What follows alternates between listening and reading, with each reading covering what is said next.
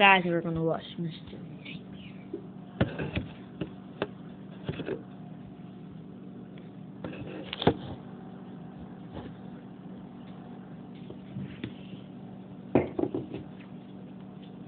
I'll never forget the first time I used Tinder.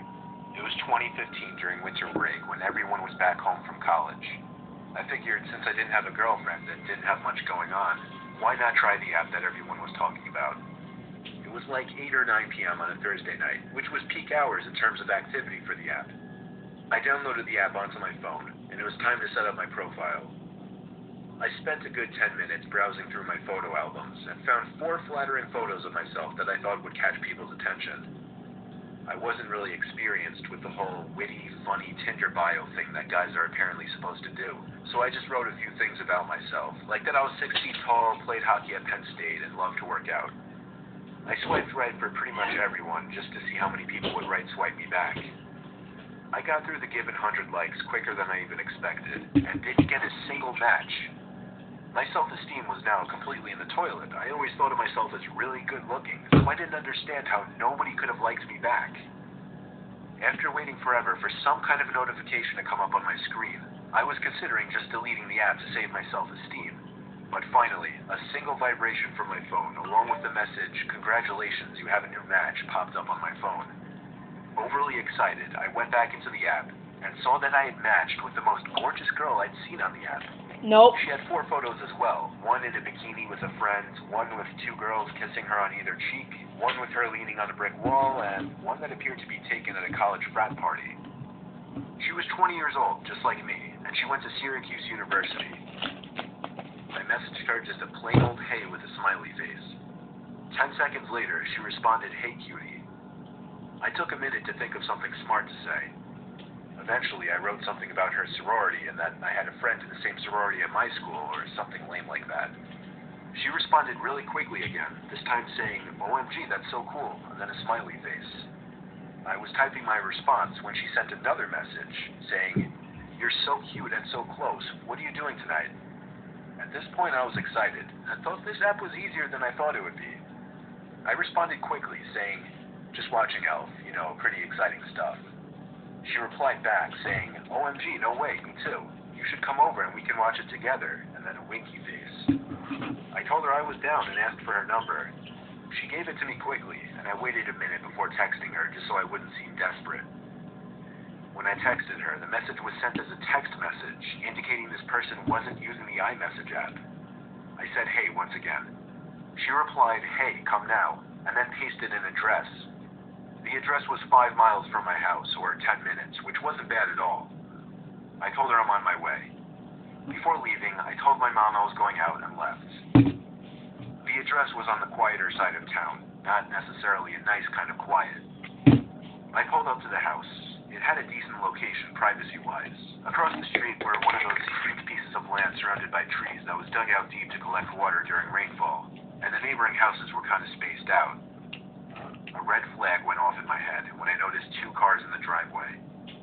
I texted her saying I was there, and she replied, "KK, go around back, the front door is loud." I replied, "Are your parents home or something?" But she didn't answer this time. I got out of the car and slowly walked around the house, noticing there was no fence to separate the front yard from the back. There was a window on the side of the house, and as I passed it, I realized there was an opening in the blinds. Someone was holding it up. But as soon as I noticed, the blinds fell back into place. I texted her again, saying, "Was that you at the window?" No response. This was a little creepy If you think things are getting weird, and get out of there. Walking slowly to the backyard, thinking that I could hear sounds coming from back there. For example, the brief sound of the yard chair scraping against the concrete. I became so nervous to turn that corner into the backyard that I froze at the edge of the brick wall, and just ever so gradually poked my head around the corner to see if anyone was in the backyard. As far as I could tell, nobody was back there. So I walked to the back door. It was a really old sliding glass door, so I could partially see into the house. Another thing I realized just then that raised more red flags. Not a single light was on in the house. You know what, I told myself I'd text her one more time, and if she didn't respond, I was out of there. I took out my phone and texted her, saying, "I'm at the back door, where are you?" She responded within 10 seconds, saying, "Come in." I wasn't comfortable entering that house. I decided to call her for the first time, but after entering the number, the screen said Text Now audio call. Text Now is one of those iPhone apps that allow you to use a fake phone number for calls and texts. That meant this whole time, whoever this was using a fake phone number. However, the most disturbing part of this was when I heard the sound of a ringtone coming from right behind the glass door, as if somebody were leaning against the wall, hiding. Now, as I looked more closely into the house, I could see the glow from a phone screen right next to the door, which confirmed that somebody was hiding there. I didn't run. I tried to draw as little attention as possible by simply walking back around the house in the opposite direction I came from to avoid being seen through the door. When I was out of possible view, I ran full speed to my car and drove home. I didn't check my text until I got back home. I had 15 new messages waiting for me, about 12 of them asking, "Where'd you go? Why'd you leave? Come back," and so on. The last 3 were more disturbing, though. The first of the last 3 messages said, "I'm not actually a 20-year-old girl, but I'm sure you figured that out by now." The next one was, "No laws were broken, LOL, good luck." And the last one was, "I know exactly what you look like, and I have your number." I blocked his fake number and went to report and unmatch him on Tinder, but he had already done that. The whole thing was something straight out of a nightmare, but luckily I never got any calls or texts from anyone suspicious, and I was able to forget about it quickly. I've used Tinder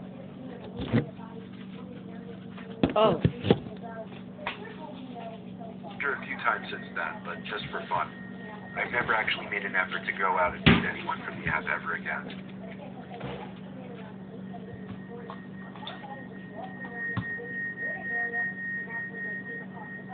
I was on Tinder a few months ago when I was bored. I wasn't looking for anything in particular. Definitely not a relationship, though. Just one of those times to see who swiped me for fun, and having pointless chats. Plus, there was always that chance that a girl would be down to meet up for the night, and, maybe I'd get lucky. That didn't happen this night, though. I was the opposite of lucky. My first 20